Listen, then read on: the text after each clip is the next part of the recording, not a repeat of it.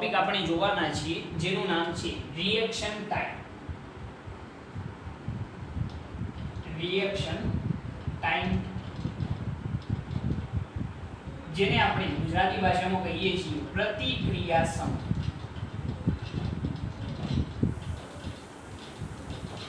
બરોબર.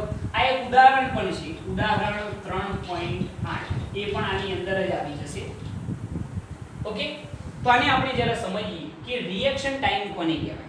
તો એના નામ ઉપરથી થોડુંક આપણે સમજીએ તો કોઈ પણ એક્શન સામે આપણે રિએક્શન આપવા માટે જે સમય લઈએ છીએ એને શું કહેવાય છે? Reaction time. કોઈ પણ ક્રિયા થાય એટલે કે એક્શન થાય એની સામે પ્રતિક્રિયા એટલે કે રિએક્શન આપવા માટે લાગતો સમય એટલે કે શું કહેવાય છે? Reaction time. ઓકે, પ્રતિક્રિયા સમયને સમજવા માટે હું તમને એક સિમ્પલ ઉદાહરણ આપું. સમજી લો કે આપણે ગાડી લઈને જઈ રહ્યા છીએ રોડ ઉપર અને ગાડી ચલાવતો ચલાવતો આપણે જોઈએ છીએ કે કોઈ એક વ્યક્તિ રોડ ઉપર જઈ રહ્યો છે. તો આપણે એને જોતા હોત જ બ્રેક લગાવી દઈએ? ના, આપણે જોઈશું કે શું એ વ્યક્તિ સાથે આપણો એક્સિડન્ટ થવાની શક્યતા કેટલી છે, એ આપણી ગાડીથી કેટલા અંતરે છે અને એના આધારે પછી આપણે શું લગાવીએ છીએ? બ્રેક લગાવીએ છીએ. તો આપણે આ જે વ્યક્તિના જવાની ઘટના છે એને જોઈએ છીએ એટલે કે નિરીક્ષણ કરીએ છીએ, એને સમજીએ છીએ અને પછી આપણે બ્રેક લગાવીએ છીએ. તો એના માટે કંઈક ના કંઈક સમય લાગે છે અને એ સમયને શું કહેવામાં આવે છે? Reaction time. બરોબર છે. તો આ જ રિએક્શન ટાઈમ છે કે આપણે કોઈ પણ ઘટનાનું અવલોકન કરીએ, એને સમજીએ અને પછી અમલ કરીએ છીએ અને એના માટે લાગતો જે સમયગાળો છે એને શું કહેવામાં આવે છે? પ્રતિક્રિયા સમય એટલે કે રિએક્શન ટાઈમ. બરોબર છે. ઓકે, તો રિએક્શન ટાઈમની જો વ્યાખ્યા લખવી હોય તો વ્યાખ્યા શું લખી શકાય? જરા જોઈએ, સિમ્પલ વ્યાખ્યા બનાવીને આપણે લખીએ કે કોઈ પણ ઘટનાનું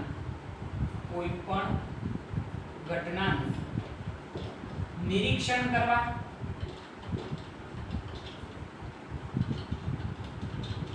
સમજવા અને અમલ કરવા માટે એટલે કે પ્રતિક્રિયા આપવા માટે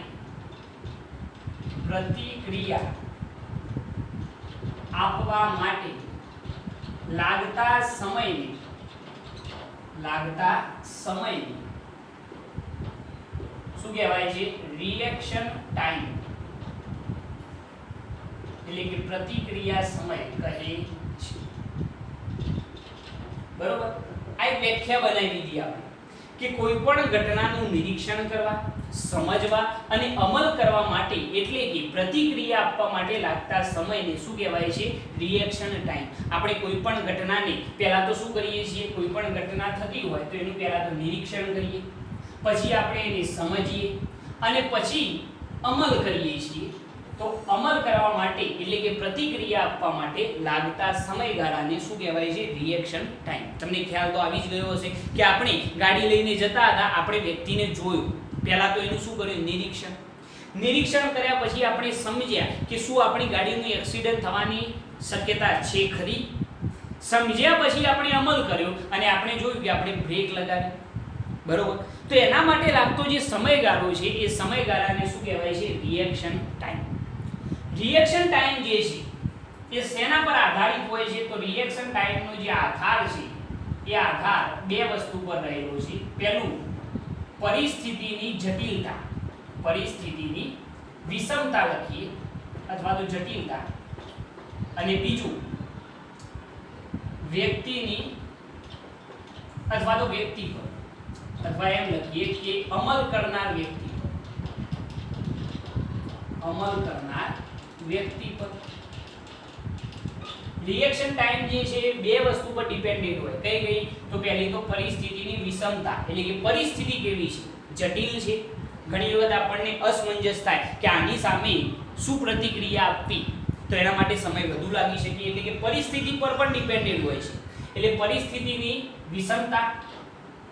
પરિસ્થિતિની વિષમતા અને અમલ કરનાર વ્યક્તિ પર રિએક્શન ટાઈમ આધાર રાખે છે. આ એમસીક્યુ ની અંદર પૂછી શકાય. કે ભાઈ રિએક્શન ટાઈમ કઈ બે બાબતો પર આધાર રાખે છે, તો બે બાબતો કઈ, તો પરિસ્થિતિની વિષમતા એટલે કે પરિસ્થિતિની જટિલતા અને બીજું અમલ કરનાર વ્યક્તિ પર. ઓકે, તો રિએક્શન ટાઈમ શું છે એ તમને એક્ઝેક્ટ મગજમાં બેસે છે કરો કે કોઈ પણ ઘટનાનું નિરીક્ષણ કરવા, સમજવા અને અમલ કરવા માટે એટલે કે પ્રતિક્રિયા આપવા માટે લાગતા સમયગાળાને શું કહેવાય છે, રિએક્શન ટાઈમ.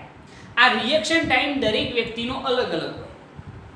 દરેક વ્યક્તિની આ જે રિએક્શન ટાઈમની કિંમત છે કેવી હોય, અલગ અલગ હોય. દાખલા તરીકે હું તમને એક સિમ્પલ ઉદાહરણ આપું કે અહીંયા આગળ મારી જોડે એક ફૂટપટ્ટી છે, બરોબર. આપણે ક્લાસની અંદરથી 10 વિદ્યાર્થીઓને ઊભા કરે, બરોબર, અને 10 વિદ્યાર્થીઓ સાથે આપણે આ પ્રેક્ટિકલ કરીએ છીએ. આપણે શું કરીએ, તો સમજી લો કે હું જે છું એ ફૂટપટ્ટી આમ પકડી રહીશ. જે વિદ્યાર્થી છે આ રીતે, જે વિદ્યાર્થી છે અહીંયા 0 છે ઓગળો. પહેલા વિદ્યાર્થીને બોલાવ્યો, એને કીધું કે ભાઈ તારી બે ઓગળીઓ જે છે એ આ રીતે અને અંગૂઠો આ રીતે રાખ અને આને પકડવાનો પ્રયત્ન કરજે, ઠીક, આ રીતે, બરોબર છે. તમે આ રીતે જુઓ એટલે તમને ખ્યાલ આવે, બરોબર. હવે સમજી લો કે અહીંયા આગળથી હું ફૂટપટ્ટી મૂકું છું તો એ વિદ્યાર્થી પકડશે, એના પહેલા અહીંયા આગળ કંઈક ના કંઈક અંતર કપાશે.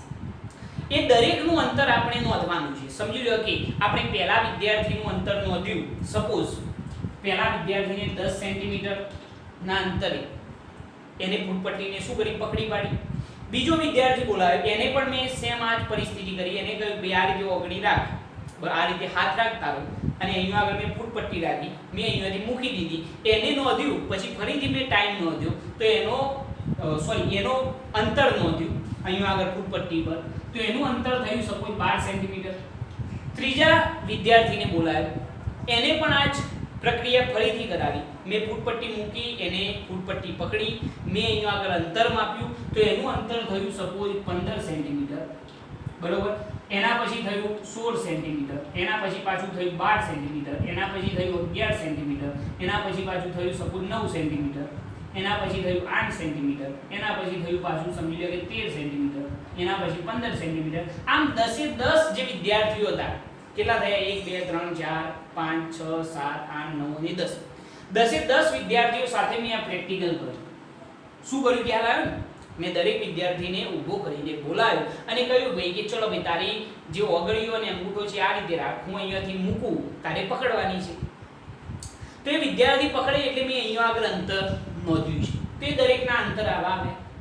તો તમે જુઓ છો કે દરેક વિદ્યાર્થીનો રિએક્શન ટાઈમ અલગ અલગ છે, બરોબર.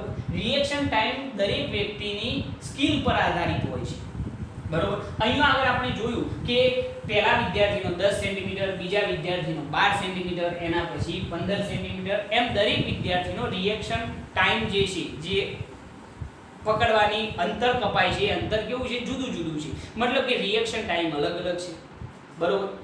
તો અહીંયા આગળ પહેલા વિદ્યાર્થી કેટલું અંતર કાપીને પકડી ફૂટપટ્ટીને, તો 10 સેન્ટીમીટર, બીજા વિદ્યાર્થી 12 સેન્ટીમીટર, ત્રીજાએ 15, ચોથાએ 16, પાંચમાએ 12, છઠ્ઠાએ 11, સાતમાએ 9, એ રીતે દરેકે અલગ અલગ અંતરે પકડી. તો તમે કહી શકો આના ઉપરથી કે સૌથી ઓછો રિએક્શન ટાઈમ કોનો છે, તો આના ઉપરથી તમને ખબર પડશે કે સૌથી ઓછો રિએક્શન ટાઈમ 8 સેન્ટીમીટર વાળાનો છે, બરોબર.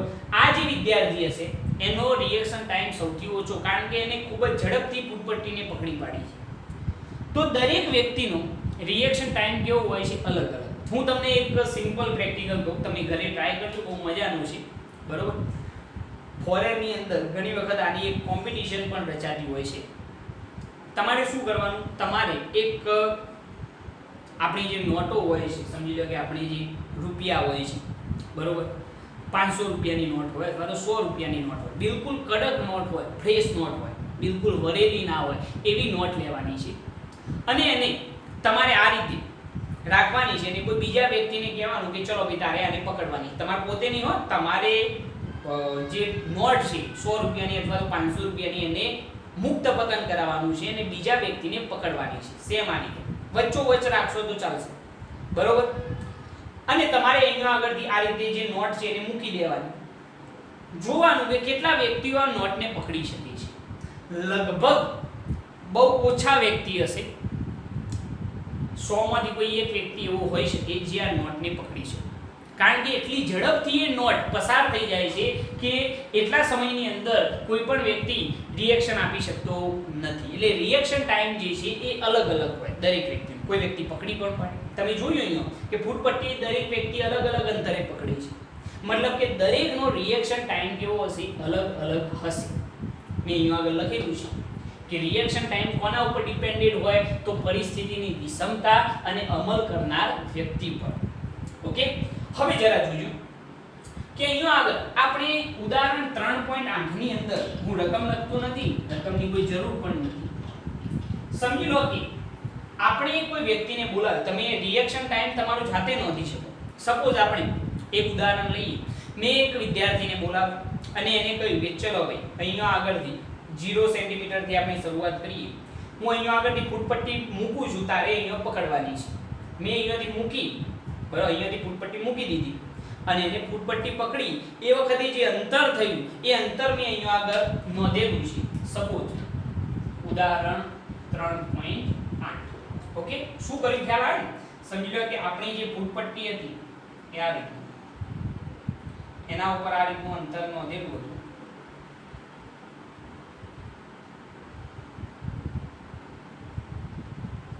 ઓકે, અહીંયા આગળ જે વ્યક્તિએ પકડ્યો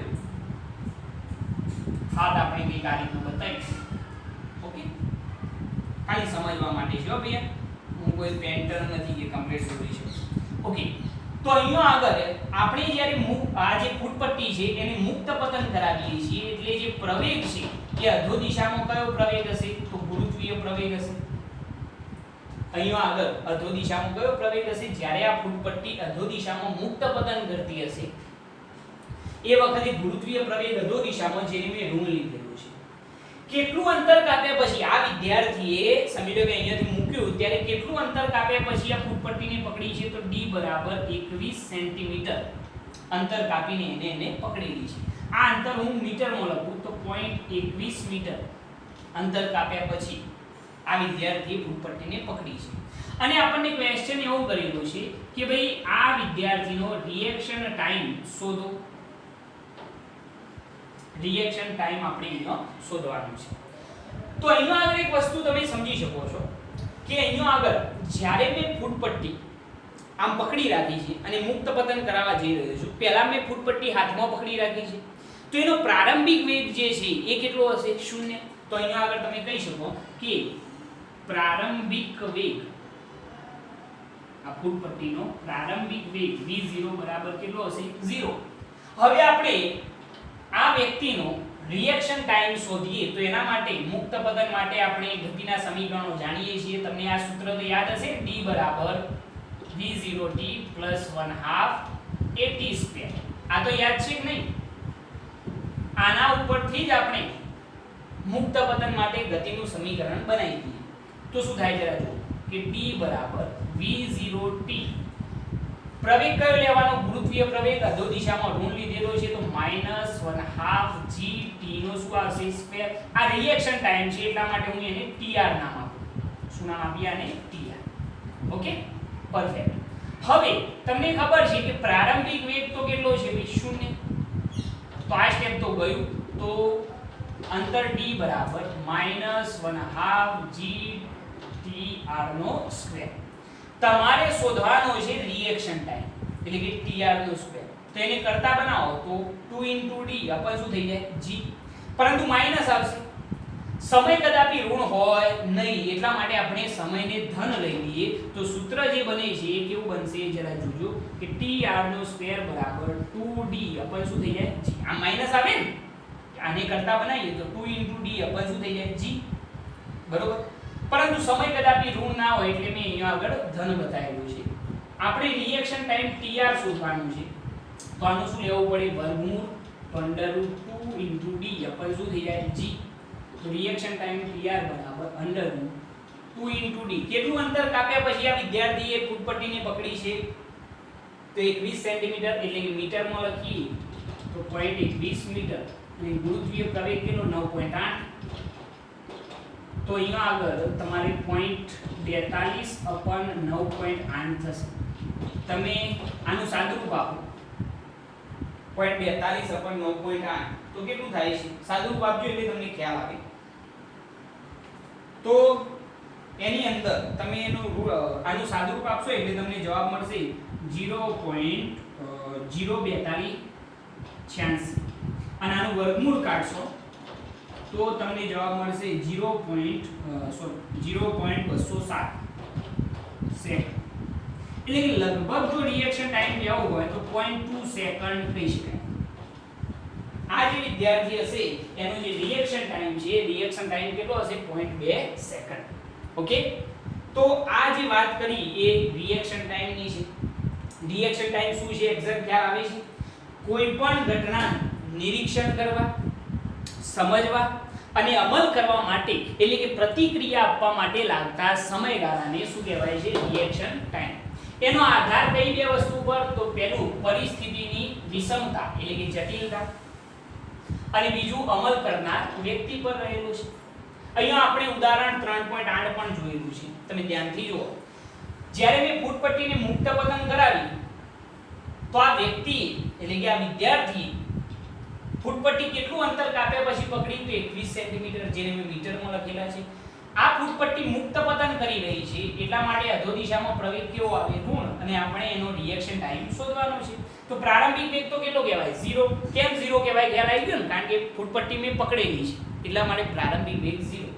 પછી આ સૂત્ર એપ્લાય કરવાનું અને સાદુરૂપ આપવાનું, તમને રિએક્શન ટાઈમ ઈઝીલી મળી જશે. ઓકે, તો આ રીતે તમે રિએક્શન ટાઈમનું ઉદાહરણ 3.8 ને કેલ્ક્યુલેટ કરી શકો છો. સિમ્પલ ઘટના છે, ઈઝીલી તમે આને સમજી શકો. આને નોટ ડાઉન કરો.